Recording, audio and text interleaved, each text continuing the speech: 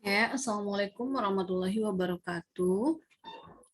Untuk hari ini kita masuk ke pertemuan 3, yaitu tentang Undang-Undang tentang Informasi dan Transaksi Elektronik atau ITE. Nah, Undang-Undang ITE ini sudah sering kita dengar sekali ya, sudah banyak kasus-kasus yang berhubungan dengan transaksi elektronik, ya, baik berupa pelanggaran pelanggaran ya, apa yang disebabkan oleh adanya di ujaran kebencian, misalkan di media sosial atau pemberitahuan pemberitaan berita miring atau berita palsu ya, berita kebohongan ya, kemudian eh, adanya pornografi ya, banyak sekali kasus-kasus yang sudah pernah ada di Indonesia ini ya. Oke, kita lanjut. Nah, latar belakang ya, yang pertama, kenapa sih di Indonesia ini sudah mulai adanya Undang-Undang ITE ini? Ya, latar belakangnya pertama adalah karena pesatnya perkembangan dan kemajuan teknologi informasi, ya, yang merupakan salah satu sebab perubahan kegiatan kehidupan manusia dari berbagai bidang yang secara langsung telah mempengaruhi lahirnya bentuk-bentuk perbuatan hukum baru. Nah, kalau dulu kan kita belum ada ya zaman digital ya seperti sekarang ini. Yang dulunya kalau kita mau ke pasar ya udah langsung datang ke pasar ya. Kalau sekarang sudah ada yang namanya eh, e-commerce ya, atau adanya juga aplikasi penjualan secara online ya, misalkan marketplace seperti Tokopedia, kemudian Blibli, Shopee dan lain sebagainya. Nah, dari situlah dari kemajuan teknologi tersebut ya menyebabkan banyaknya lahirnya kejahatan-kejahatan ya yang menyebabkan eh, apa namanya sih, yang menyebabkan tindakan yang membuat kriminal gitu ya, sehingga dibuatkanlah hukum baru. Kalau dulu kan kalau misalnya kita mencuri di pasar udah hukumannya ada bukti, ada saksi, kemudian ada barang yang dicuri dan lain sebagainya. Nah, kalau ini kan elektronik informasi ini ya, IT ini kan memang agak susah ya untuk ditelusuri ya, jadi diperlukan yang namanya Undang-Undang ITE. Kemudian penggunaan dan pemanfaatan teknologi informasi harus terus dikembangkan untuk menjaga, memelihara dan memperkokoh persatuan dan kesatuan nasional berdasarkan peraturan dan perundang-undangan demi kepentingan nasional. Yang ketiga, pemanfaatan teknologi informasi berperan penting dalam perdagangan dan pertumbuhan perekonomian nasional untuk mewujudkan kesejahteraan masyarakat. Ya, dengan adanya penggunaan teknologi informasi sangat berperan ya dalam kegiatan perdagangan dan pertumbuhan perekonomian di Indonesia ini ya, sehingga memudahkan bagi pelaku UMKM ya dalam memasarkan produk-produk mereka. Misalkan mereka ada di Pulau Jawa, di luar Pulau Jawa gitu. Kemudian pembelinya itu bisa dijangkau oleh seluruh wilayah Indonesia ya. Nah, tujuannya adalah pemerintah perlu mendukung pengembangan teknologi informasi melalui infrastruktur hukum dan pengaturannya, ya, sehingga pemanfaatan teknologi informasi dapat dilakukan secara aman untuk mencegah penyalahgunaannya dengan memperhatikan nilai-nilai agama dan sosial budaya masyarakat. Nah, dengan tetap melihat ya nilai-nilai agama dan nilai sosial budaya masyarakat, karena memang kita ini kan lebih terkenal dengan budaya malunya gitu ya, budaya yang terkenal di Indonesia ini kan pasti orang-orangnya sopan, kemudian selalu menerapkan uh, apa sih, kalau di Indonesia ini kan terkenalnya tuh orang-orangnya tuh orang-orang yang sopan ya, baik gitu ya. Setidaknya dengan adanya pemanfaatan teknologi informasi untuk dunia digital saat ini ya, jadi harus ada hukum ya, hukum yang dalam mengatur penggunaan teknologi informasi ini. Jadi kalau misalkan kita nih ya lagi pakai YouTube ya, terus kemudian kan pasti ada batasan-batasannya, ya, batasan-batasan yang bisa dilihat, kemudian yang bisa kita buka itu situs-situsnya, ya. Kemudian perkembangan tersebut telah melahirkan suatu hukum baru yang dikenal dengan hukum cyber atau telematika. Nah, kalau kita biasanya hukumnya ini hukum kalau kejahatan ya dalam perdana, perdata ya. Nah, kalau di sini kan memang karena dalam bentuk informasi teknologi ya atau IT, jadi makanya dikenal dengan cyber ya atau telematika. Nah, cyber law ini secara internasional digunakan untuk istilah hukum yang terkait dengan pemanfaatan teknologi informasi dan komunikasi atau ICT, ya, Information and Communication Technology. Nah, karena tadi kita sudah lihat ya tujuannya apa sih dalam Undang-Undang Teknologi Informasi itu ya, tujuannya untuk apa ya. Nah, sekarang kita masuk ke tanggung jawab pemerintah. Nah, dalam Undang-Undang Negara Republik Indonesia tahun 1945, secara umum mengamankan dan mensejahterakan rakyat, ya, untuk keamanan ya dalam penggunaan teknologi informasi, ya. Kemudian ada juga Undang-Undang KIP ya atau KIP, ya, Badan Publik wajib menyediakan, menertibkan atau menerbitkan informasi publik. Nah, berikut pembangunan sistem informasi dan dokumentasi untuk mengolah informasi publik secara baik dan efisien sehingga dapat diakses dengan mudah. Kemudian Undang-Undang ITE, nah ini tadi Undang-Undang KIP ya, KIP, kemudian Undang-Undang ITE, menyelenggarakan sistem elektronik secara andal dan aman, serta bertanggung jawab terhadap beroperasinya sistem elektronik sebagaimana mestinya. Lalu Undang-Undang Perlindungan Konsumen menciptakan sistem perlindungan konsumen yang mengandung unsur kepastian hukum dan keterbukaan informasi serta akses untuk mendapatkan informasi. Kemudian tanggung jawab penyelenggara, nah, penyelenggara ini adalah yang menyediakan informasi teknologi ini, ya, ya biasanya ya dari badan kementerian ini ya apa namanya? Kementerian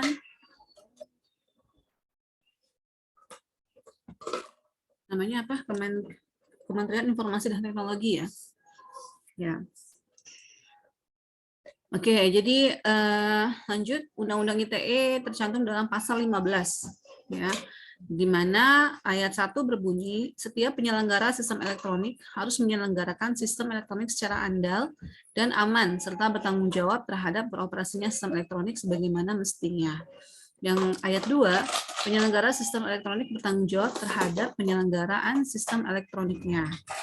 Ayat ketiga, ketentuan sebagaimana dimaksud pada ayat 2 tidak berlaku dalam hal dapat dibuktikan terjadinya keadaan memaksa, kesalahan dan atau kelalaian pihak pengguna sistem elektronik. Nah, jadi dalam menyelenggarakan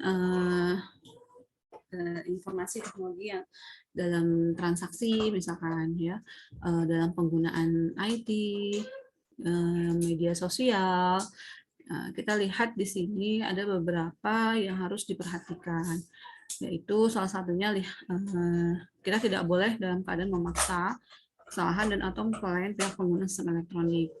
Nah, kadang kita tidak tahu ya apakah yang kita komen atau kita update status ya bisa menyebabkan kegelisahan hati orang gitu. Misalkan ini dengan secara langsung kita menyindir orang gitu kan, bisa saja itu menjadi sebuah kejahatan ya, seperti yang sekarang ini ya lagi terkenal nih ya, Nikita Mirzani ya. Nah, dia main perang status ya dan perang komen di Dewi Persik ya, dan juga Nikita Mirzani, kemudian tentang Juragan 99 ya, kemudian ada yang kemarin Indra Kents ya tentang Crazy Rich ya, orang-orang yang terlibat dengan kekayaan yang terlalu cepat gitu ya. Jadi sebenarnya gini ya, mungkin dalam waktu 5 tahun sepertinya tidak mungkin bagi seseorang warga negara Indonesia yang awalnya biasa saja kemudian bisa mempunyai harta yang sangat banyak gitu ya, seperti yang Juragan 99. Tapi kita juga tidak tahu juga karena mungkin memang usahanya itu dia berhasil ya. Jadi mungkin memang harus ditelusuri dulu oleh pihak kepolisian ya, tanpa harus kita memberikan statement-statement yang bisa mengakibatkan malah menjerumuskan kita juga nantinya kalau misalkan keterangan kita itu adalah bohong gitu ya atau palsu. Nah, di sini ada peran pemerintah dan masyarakat. Pemerintah memfasilitasi pemanfaatan teknologi ya. Nah, contohnya misalkan Kemkoninfo ya, Kementerian Komunikasi dan Informasi kan dia memfasilitasi pemanfaatan teknologi ini. Kemudian pemerintah melindungi kepentingan umum, pemerintah menetapkan instansi yang memiliki data elektronik strategis untuk dilindungi. Kemudian masyarakat juga berperan dalam teknologi informasi. Ya, jadi masyarakat ini berperan ya dia bisa menggunakan IT, bisa kalau menggunakan kan pasti banyak ya, apalagi sekarang kita biasanya kalau udah mau shopping, kita bisa pakai yang namanya online shopping ya, ada di Shopee, ada di Tokopedia, Blibli, Lazada, dan lain sebagainya. Nah, bagaimana masyarakat ini bisa menggunakan IT tersebut ya, dengan secara aman, nyaman, kemudian juga tidak melakukan kejahatan dengan adanya dengan fasilitas tersebut gitu. Kan sekarang banyak juga ya, misalkan kita dibohongin nih beli sesuatu gitu, ternyata barang yang dipajang yang dilihat oleh kita pas dikirim sampai ke kita itu berbeda. Nah itu kan bisa jadi itu juga adalah pembohongan. Nah, banyak sekali ya yang saat ini ya dalam pembelian secara online mungkin ada sedikit kecewa dan juga ada sedikit senang gitu karena mungkin harganya lebih murah ya, kemudian daya belinya banyak gitu, yang orang yang beli itu banyak karena bisa dari seluruh Indonesia. Nah, kemudian peran masyarakat diselenggarakan lewat lembaga yang memiliki fungsi konsultasi dan mediasi. Nah, lanjut kita langsung masuk ke informasi elektronik. Ya, apa sih informasi elektronik itu? Nah, kalau dulu kan kita informasi ini hanya dari mulut ke mulut gitu ya. Kita memberikan informasi baik bisa melalui telepon, kemudian bisa melalui secara langsung, rapat ya, bertemu dan lain sebagainya. Nah, ini berupa informasi langsung gitu. Nah, sekarang informasi elektronik ya. Jadi kan pemberiannya itu melalui media ya. Nah, di sini informasi elektronik adalah satu atau sekumpulan data elektronik termasuk ya, tetapi tidak terbatas pada tulisan, suara atau gambar, peta, rancangan, foto, atau sejenisnya. Huruf, tanda, angka, kode akses, simbol, atau perforasi yang memiliki makna atau arti atau dapat dipahami oleh orang yang mampu memahaminya yang telah diolah sehingga mempunyai arti. Ya, jadi ya berupa suara, gambar, video, tulisan, ya, kemudian foto dan lain sebagainya yang bisa kita saling berikan gitu, ya. Jadi kita memberikannya, kemudian bisa melalui email, WhatsApp, ya, kemudian bisa juga melalui YouTube, ya. Nah, banyak sekali ya media-media yang bisa kita gunakan untuk bertukar informasi secara elektronik. Nah, transaksinya, nah ini transaksi elektronik, ya. Misalkan contoh ya, ini ada pembeli, ini penjual ya. Nah, penjual ini memanfaatkan media komunikasi ini ya, seperti komputer, laptop, website ya, dengan media website tersebut memasarkan ya. Nah, apa saja yang bisa kita jual gitu kepada pembeli ya secara online. Nah, di sini dengan memanfaatkan e-commerce gateway ya, kemudian adanya purchase order, adanya invoice ya. Kemudian di sini perbuatan hukum yang dilakukan dengan menggunakan komputer, jaringan komputer atau media elektronik lainnya. Nah, ini transaksi elektronik ya. Jadi dalam kita melakukan transaksi ya, terutama transaksi elektronik ini sudah masuk yang namanya perbuatan ya secara elektronik. Nah, tapi kalau misalkan kita sudah ada misalkan adanya kita melanggar gitu ya, nah itu sudah masuk ke dalam hukum. Ya, bisa saja kita terkena terkena hukuman ya dalam hal misalkan kita salah menjual barang atau ada orang yang kecewa dengan produk kita, bisa saja mereka juga melaporkan gitu. Nah, langsung masuk ke hak kekayaan intelektual di sini atau HAKI ya. Nah, di Indonesia ini sudah ada badannya yaitu Hak Kekayaan Intelektual Indonesia atau HAKI. Nah, ini meliputi hak cipta atau copyright ya. Ini lambangnya misalkan C ini. Kemudian merek dagang atau trademark ya. Contoh ini Windows. Nah, berarti kan ini punya Microsoft ya. Kemudian hak paten. Nah, yang sudah terregister ya, misalkan kita sudah punya nih, udah daftarin paten yang misalkan Aqua, oh yang berbentuk Aqua yaitu punya Aqua gitu ya, Aqua dengan mereknya. Nah yang lain-lain misalkan Fit ya harus sebutnya dengan Fit ya. Jadi kita mendaftarkan paten kita. Jadi kalau misalkan ada orang yang menggunakan paten tersebut, apa hak menggunakan produk tersebut atau menggunakan dengan melabelkan ya dengan label kita, maka kita bisa kita laporkan. Kemudian fair use, ya penggunaan secara fair atau adil. Kemudian ini masuk juga ya bentuk HAKI ya, hak kekayaan intelektual. Kemudian end user license agreement ya. Ya biasanya itu ada sebuah persetujuan ya setiap kali kita melakukan transaksi ya. Nah, itu biasanya kita dapat tuh si end usernya ya. Kemudian freeware ya. Nah, itu sudah termasuk salah satu hak kekayaan intelektual. Nah, copyright ya, di sini copyright atau hak cipta dimaksud untuk melindungi karya cipta seseorang seumur hidup, ya seniman atau pengarang. Hak cipta berakhir setelah 95 tahun, ya lama juga ya 95 tahun. Nah, hak cipta dapat berada dalam domain publik ya jika hak ciptanya telah berakhir atau kadaluarsa. Kemudian karya cipta yang berada dalam domain publik tidak berhak cipta dan dapat disalin dan disebarkan dengan bebas. Karya cipta yang diterbitkan sebelum 1 Januari 1978 tidak mempunyai hak cipta yang sah, dapat dianggap milik publik. Nah, ini contoh salah satu. Nah, biasanya kalau kita lihat ada di buku, ya, ada di jurnal ya, atau ada di juga di CD gitu ya. Kalau misalnya kita beli VCD atau CD kan pasti ada tuh di labelnya ya. Nah ini copyright-nya.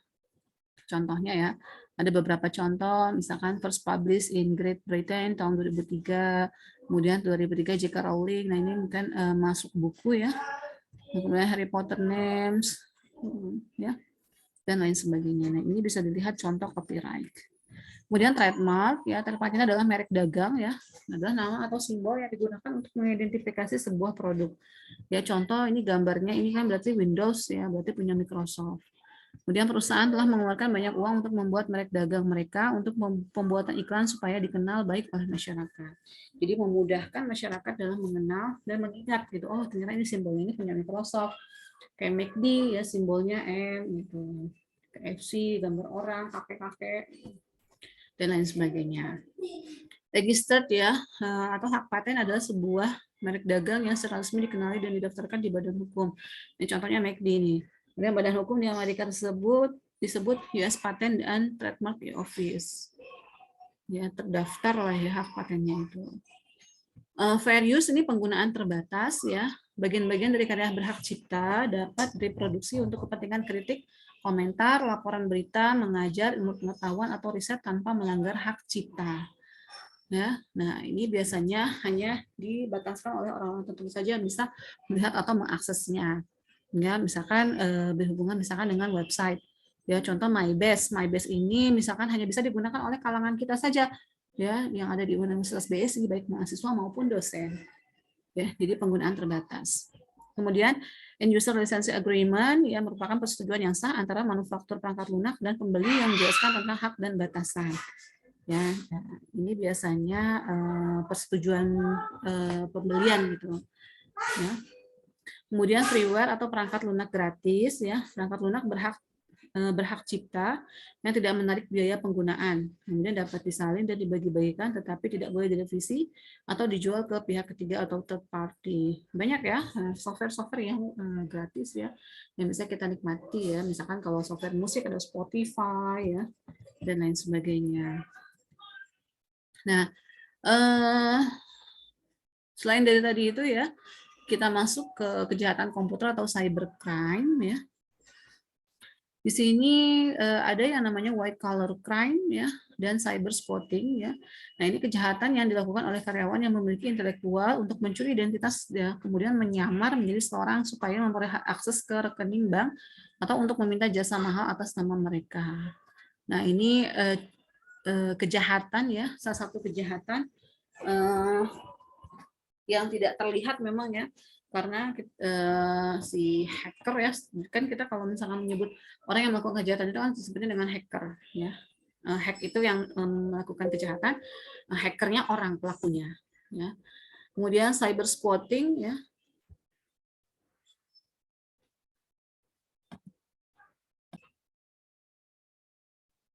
Oke, lanjut lagi. Tadi white collar crime ya, kemudian sekarang adalah cyber squatting ya. Nah, cyber squatting ini pesaing atau orang yang membayar sejumlah kecil uang pendaftaran dan kemudian menawarkan untuk menjual kembali nama domain dengan sejumlah besar uang. Nah, ini salah satu kejahatan ya. Jadi misalkan dia menjual domainnya kemudian dengan mengatasnamakan nama orang lain gitu ya. Kemudian dijual kembali gitu. Itu salah satu cyber squatting. Cyber stalking ya. Nah, penggunaan internet, email dan chat room untuk mengganggu seseorang. Ya, nah ini sudah lumayan banyak ya yang stalking ini. Kemudian cyber smearing ya, penyebaran informasi yang disalahgunakan untuk merusak reputasi seorang atau perusahaan. Kemudian pembajakan ya, mendapatkan musik gratis, video dan perangkat lunak tanpa membayar royalti kepada pengarang dan artis. Udah banyak ya yang pembajakan ini, apalagi sekarang memang udah di internet itu udah banyak lagu-lagu video ya yang bisa kita download. Apalagi kalau kita pakai software ya, software yang bajakan memang beda dengan yang aslinya. Misalkan ada beberapa tools-tools ya yang tidak bisa kita gunakan, yang ada dibajakan dengan yang asli. Nah, ini yang dulu terkenal ya, yang namanya itu kasus Prita Mulyasari. Ya, nah Ibu Prita ini digugat pihak Rumah Sakit Omni Internasional Tangerang karena telah melanggar Undang-Undang RI Nomor 11 Tahun 2008 Pasal 27 Ayat 3 tentang ITE. Ya, nah ini bunyi pasalnya, setiap orang dengan sengaja dan tanpa hak mendistribusikan dan atau mentransmisikan dan atau membuat dapat diaksesnya informasi elektronik yang memiliki muatan penghinaan dan atau pencemaran nama baik. Nah, masuk juga di Undang-Undang Nomor 11 Tahun 2008 ya, Pasal 45 Ayat 1 tentang ITE. Ya, nah ini dia melakukan pelanggaran ya katanya ya di situ dengan pasal setiap orang yang memenuhi unsur sebagaimana yang dimaksud dalam Pasal 27 Ayat 1, Ayat 2, Ayat 3 atau Ayat 4 dipidana dengan pidana penjara paling lama 6 tahun dan atau denda paling banyak 1 miliar rupiah. Nah, kelanjutan kisahnya saya juga lupa ya, kasusnya Bu Prita ini bagaimana terakhirnya. Kemudian ada pembelaan ya, beliau dibela nih, ada apa melakukan pembelaan lah ya, pembelaan secara hukum ya. Kemudian dibela dengan pasal 310 KUHP ya, dengan pengacaranya.